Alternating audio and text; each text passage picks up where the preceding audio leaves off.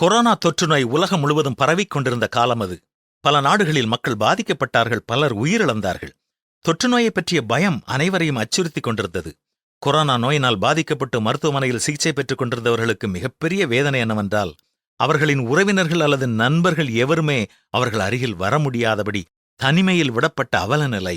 இப்படி தனிமையில் உயிருக்காக போராடும் அநேகர் உயிர் பிரியும் வேளையில் அருகில் ஒருவருமே இல்லையே என்ற உணர்வால் வாடுவதை பிரேசில் நாட்டைச் சார்ந்த ஒரு செவிலியர் மிகவும் அதிகமாக உணர்ந்தார்.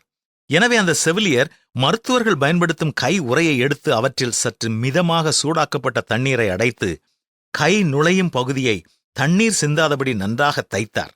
மனித கைகளைப் போல காணப்பட்ட அந்த தண்ணீர் அடைக்கப்பட்ட கை உறைகளை மரண தருவாயில் தனிமையில் வாடிய பிணியாளிகளினுடைய கரங்களின் மேல் வைத்தார்.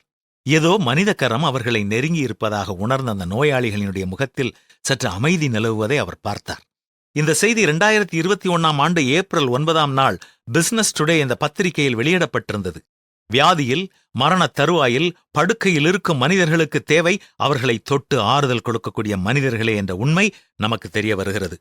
வயோதிபத்தில் மரண தருவாயில் வியாதியில் இருப்பவர்களைப் போய் பார்க்க வேண்டியதும் உரிமையோடு அவர்களை தொட்டு ஆறுதலாக பேசுவதும் மிகவும் அவசியம். நாம் அறிந்திருக்கும் எத்தனை பேர் இன்று இப்படிப்பட்ட நிலையில் இருக்கிறார்கள்? இந்த வாரத்தில் அப்படிப்பட்ட சிலரை சந்திக்க நேரம் எடுத்துக்கொள்ள நாம் திட்டமிடலாமா?